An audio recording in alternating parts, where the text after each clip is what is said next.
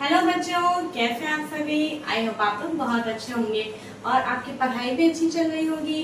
और जैसा कि आपको पता है कि हम आपके सामने शिक्षिता साइंस पॉइंट चैनल के माध्यम से क्लास 6, 7, 8 की साइंस की चैप्टर वाइज वीडियो मैं आपके सामने लेकर आ रही हूँ। जो अगर आप इस चैनल पे पहली बार विजिट कर रहे हैं तो आप पहले के चैप्टर्स पे अगर आपको समझने हैं तो आप जाके पहले देख सकते हो। मैं पार्ट 1, पार्ट 2, पार्ट 3 करके इस तरह से वीडियो सीक्वेंस में है तो आपको प्रॉब्लम भी नहीं होगी। ओके बच्चों, तो जैसा कि हमने हमारा 6th क्लास का चैप्टर 3 हम कर रहे थे सेपरेशन ऑफ सब्सटेंस, जिसके अंदर हमने बहुत सारे मेथड्स को हमने देख लिया है और आज हम जो है लास्ट मेथड हमारा इवेपोरेशन है उसे हम देखने जा रहे हैं। आई होप आपको पहले की वीडियोस में कंटेंट समझ में आया होगा और अगर कंटेंट समझ में आया है तो बच्चों प्लीज आप उन वीडियोस को अपने दोस्तों के साथ शेयर करिए, ठीक है।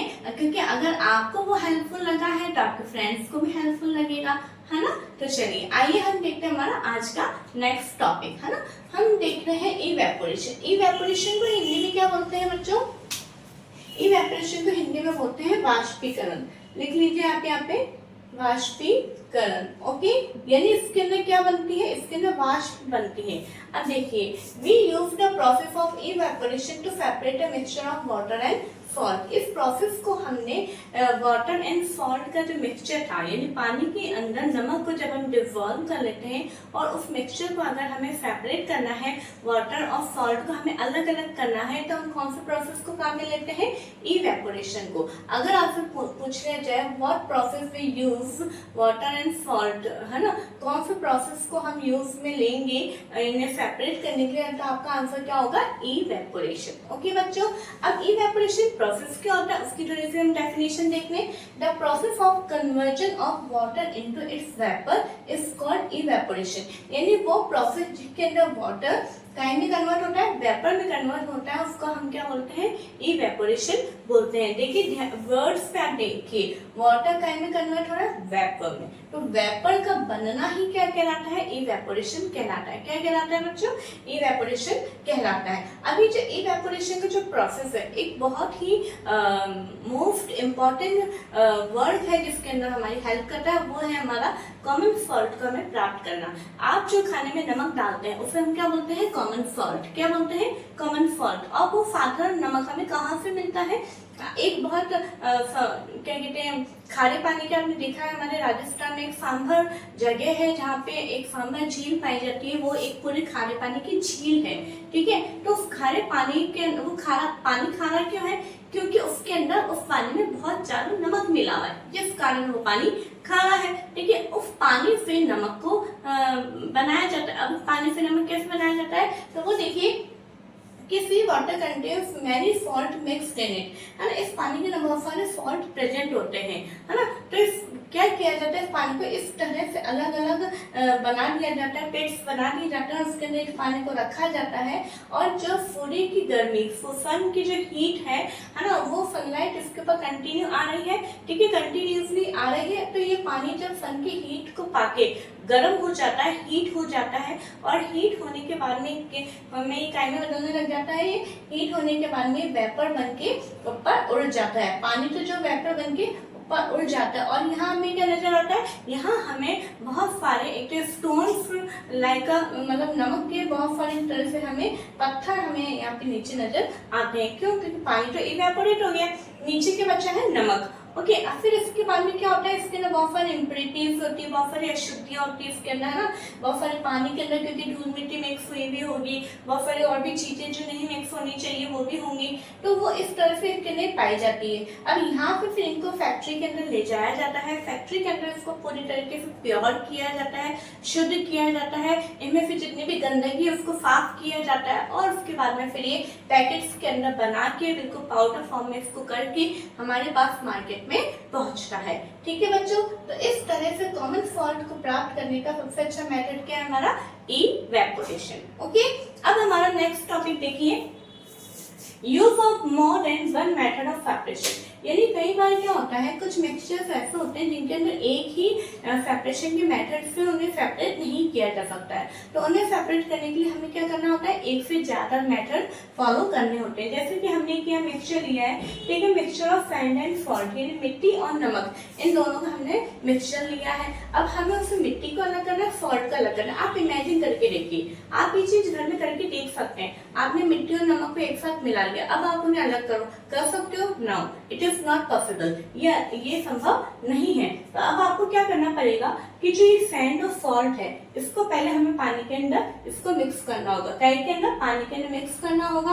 पानी के अंदर मिक्स करने के बाद में इसको हम स्टर करेंगे। स्टर करने के बाद थोड़ी देर के लिए हम इसको अनडिस्टर्ब कंडीशन में रख देंगे। मतलब क्या है, हम इसको क्या करेंगे, डिकेंटेशन प्रोसेस यहाँ पे हम करेंगे। तो डिकेंटेशन आपको याद है बच्चों, है ना? तो डिकेंटेशन प्रोसेस करने के बाद में हम देखते हैं कि जो सैंड है, जो मिट्टी है, वो तो बॉटम में आ जाएगी, है ना, और जो नमक है वो क्या होगा, इस पानी के अंदर पूरी तरीके से डिसॉल्व हो जाएगा, है ना, नमक तो नीचे नहीं बैठेगा। फिर उसके बाद में हमें क्या करना है, अब जो नीचे वो रेसिड्यू आ गया है ना, रेसिड्यू वर्ड याद है आपको? तो जो रेसिड्यू जो नीचे है यहाँ पे, तो रेसिड्यू यानी जो नीचे यहाँ पे बॉटम आके है बैठा है ये मिट्टी, तो उसको हम किस प्रोसेस से अलग कर सकते हैं, फिल्ट्रेशन प्रोसेस के द्वारा। ये भी आपको याद होगा, फिल्ट्रेशन प्रोसेस के द्वारा फिल्ट्रेट हमारे यहाँ नीचे आ जाएगा, रेसिड्यू ऊपर रह जाएगा, यानी मिट्टी तो पानी से बिल्कुल अलग हो गई है। लेकिन अब क्या कंडीशन है कि ये जो वाटर आया है हमारे पास में, इस वाटर के अंदर वाटर प्लस सॉल्ट, ये दोनों चीजें मिक्स है। सॉल्ट अलग नहीं हुआ है, नमक इसके अंदर से भी अलग नहीं हुआ है। तो वाटर में से अब हमें क्या करना है, सॉल्ट को अलग करना है। तो अब यहाँ पे भी हमने देखा था इवेपोरेशन, वाटर में से सॉल्ट को अलग करने का केवल एक ही मेथड है, वो है हमारा इवेपोरेशन। अब इवेपोरेशन करने के लिए हम क्या करेंगे कि हम एक केटल लेंगे, केटल के अंदर हम इस सॉल्यूशन को, जो हमारे यहाँ पे फिल्ट्रेशन के बाद हमारे पास में है, उस सॉल्यूशन को हम यहाँ पे लेंगे और हम उसे क्या करेंगे, गर्म करेंगे। गर्म करने पे हम देखते हैं कि जो ये यहाँ से जो इसका खुला है पोर्शन, माउथ, यहाँ पे, यहाँ से ये वेपर बनके निकलना चालू होती है। अब ये वेपर जो है, हमें पता है वाटर की वेपर है, हमें वाटर को भी कलेक्ट करना है, इसको यूं जाने नहीं देना है ना। तो यहाँ पे हमने एक प्लेट लिया है, प्लेट के ऊपर मैंने कुछ आइस क्यूब रखी है और यहाँ पे एक बीकर भी लिया है, और जैसे जो वेपर निकल के आ रही है, उस वेपर को के पास मैंने उस आइस क्यूब वाली प्लेट को लिया है, और जैसे वेपर से टकरा रही है, टकरा के वो जो ठंडी प्लेट है उसके कांटेक्ट में आ रही है, कांटेक्ट में आते ही वो वेपर काय में कन्वर्ट हो जाती है, वापस लिक्विड में कन्वर्ट हो जाती है। ठीक है, तो जो देखो पानी वेपर कब बनता है, जब उसमें हीट मिलती है, हीट मिलते ही पानी लिक्विड जो है वेपर में कन्वर्ट हो जाता है, और वेपर वापस लिक्विड में कन्वर्ट होता है जब वो ठंडी होती है। तो इस तरह से यहाँ पे पानी हमारे यहाँ पे फिल जमा हो जाता है, और यहाँ पे जब हम बाद में देखते हैं कि पूरा पानी जब इसमें से निकल जाता है, तो इस केटल में हम देखते हैं क्या बचता है, सॉल्ट बचता है। इस तरीके से हमने यहाँ पे देखा कि decantation, filtration, evaporation and condensation, in 4 process के द्वारा जो है हमने सॉल्ट और सैंड को अलग किया है। अब यहाँ पे देखिए, जो वेपर ठंडी होकर लिक्विड में बदलती है उस प्रोसेस को हम क्या बोलते हैं, कंडेंसेशन। इसकी डेफिनेशन भी लिखी है मैंने, the process of conversion of water vapour into its liquid form is called condensation. Okay बच्चों, तो ये इतना टॉपिक आपको आई होप समझ में आया होगा। उसके आगे का टॉपिक अभी हम और देखेंगे। मैंने जितनी भी पूरी थ्योरी थी, उस थ्योरी को थ्योरी ना लिख के एक तरह से डायग्राम बनाया है, तो मैं आपसे यही कहना चाहूंगी कि आप भी इसको इस तरीके से डायग्राम बनाइए, ताकि और अपनी कॉपी में लिखिए, ताकि आपको सारा प्रोसेस समझ में आ जाएगा। ओके, आगे का हम टॉपिक देखते हैं। इससे पहले आप इसका स्क्रीनशॉट ले लीजिए।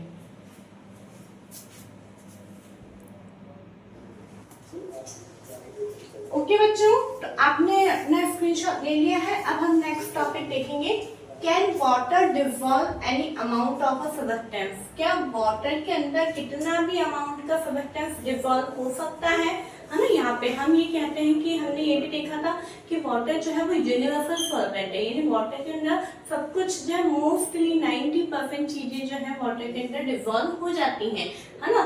हमने सॉलिड भी देखा, लिक्विड भी देखा और गैस भी देखे हैं, है ना। लेकिन क्या ये बात कर रहे हैं अभी अमाउंट की, क्या की बात कर रहा है अमाउंट, यानी कितना भी अमाउंट क्या इसके अंदर डिफॉल्व हो जाएगा। तो उसको समझने के लिए हम यहाँ पे एक एक्टिविटी करते हैं, जैसे कि मैंने आपको पहले भी मैंने करवाया है कि जो इतनी लंबी चौड़ी आपकी बुक में थ्योरी दी हुई है, उस थ्योरी को मैंने डायग्राम से बना के आपको समझाने की पहले भी कोशिश करी है बीएससी में, और अभी भी मैंने आपके सामने डायग्राम ही बनाया है। देखिए क्या करा है, हमने एक बीकर लिया है, बीकर में हमने हाफ इसको वाटर से फिल किया है, ठीक है। उसके अंदर मैंने 1 टीस्पून TSP यानी 1 टीस्पून मैंने क्या ऐड किया है, सॉल्ट ऐड किया है, ठीक है। अब आप देखिए 1 टीस्पून जब हम इसके अंदर सॉल्ट ऐड करेंगे तो क्या होगा, डिसॉल्व हो जाएगा, है ना। सॉल्ट हो जाए डिसअपियर हो जाएगा, हमें दिखाई नहीं देगा। लेकिन उसके बाद में हम कुछ देर बाद हम इसमें 2 से 3 टीस्पून हम सॉल्ट जो है जब ऐड करते हैं इसके अंदर, तो क्या होता है, जो सॉल्ट है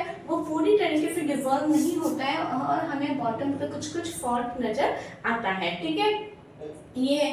अब आप ये देखिए कि जब सॉल्ट नजर आता है ना, मतलब अब इसके अंदर ये अब और पूरा जो है ये डिसॉल्व होने की इसकी कैपेसिटी खत्म हो गई है। तो ऐसे सॉल्यूशन को हम क्या बोलते हैं बच्चों, सैचुरेटेड सॉल्यूशन। क्या बोलते हैं, सैचुरेटेड सॉल्यूशन। इसका डेफिनेशन लिखा है, a solution is one in which no more of that substance can be dissolve. यानी कि ऐसा सॉल्यूशन जिसके अंदर और ज्यादा मतलब सब्सटेंस डिसॉल्व होने की कैपेसिटी नहीं है, वो और ज्यादा उसको डिसॉल्व नहीं कर सकता, तो उसको अपन क्या बोलते हैं, सैचुरेटेड सॉल्यूशन बोलते हैं, ठीक है। तो अब ये सैचुरेटेड सॉल्यूशन है हमारे पास में, जिसके अंदर सॉल्ट डिसॉल्व नहीं हुआ है। आप देखिए सॉल्ट तो डिसॉल्व होता है वाटर में, लेकिन अमाउंट की बात आ रही है यहाँ पे। 1 टीस्पून सॉल्ट तो इसमें डिसॉल्व हो गया था, लेकिन 2 से 3 टीस्पून जब और हमने ऐड किया तो वो कुछ सॉल्ट इसके अंदर डिसॉल्व नहीं हुआ, तो वो अब हमें जो है उसको डिसॉल्व करना है। आप देखते हैं कई बार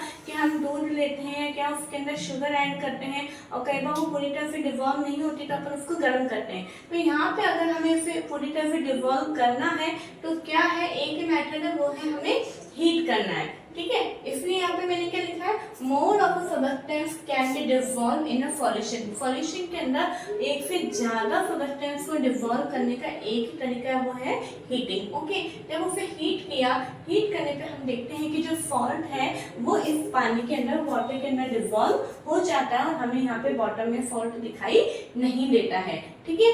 तो और फिर उसके बाद में जब इस सॉल्यूशन को हम ठंडा करते हैं, आफ्टर कूल ठंडा होने के लिए रख देते हैं, तो ठंडा होने के बाद हम थोड़ी देर बाद देखते हैं कि सॉल्ट हमें, जो सॉल्ट यहाँ पे नजर आ रहा था बॉटम के अंदर, वही सॉल्ट हमें ठंडा होने के बाद में वापस हमें बॉटम में नजर आ रहा है। तो इट मीन्स यहाँ पे क्या है, हमारी हेडिंग क्या थी कि can water dissolve any amount of substance. क्या वाटर के अंदर कितना भी अमाउंट का सब्सटेंस डिसॉल्व हो सकता है, तो हमारा आंसर क्या होगा, नो।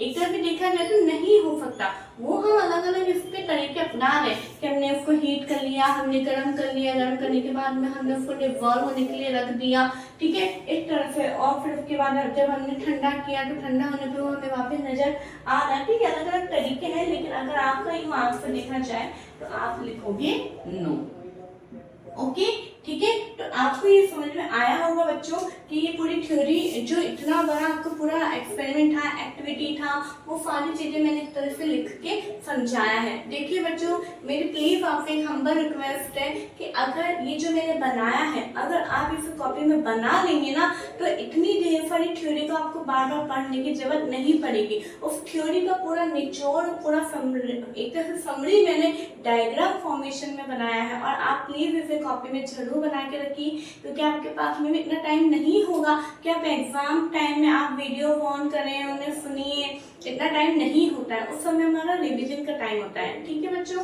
और जो जो मेन डेफिनेशंस है वो मैं आपको अलग से यहाँ पे लिख के दे दी हूँ, तो ये भी आपको अपनी कॉपी के अंदर नोट डाउन करना है, ओके। तो इसी के साथ बच्चों आज का अपना टॉपिक यहाँ पे खत्म होता है। अपना इस टॉपिक के साथ अपना चैप्टर भी खत्म होता है, और इस चैप्टर के अंदर कोई पॉइंट आपको ऐसा लगा हो जो हमें नहीं समझ में आया है, वापस समझाइए, तो प्लीज़ आप कमेंट बॉक्स में आप लिख सकते हैं। आराम से लिखेंगे तो मुझे ज़्यादा अच्छा लगेगा कि आपको कहाँ प्रॉब्लम आ रही है।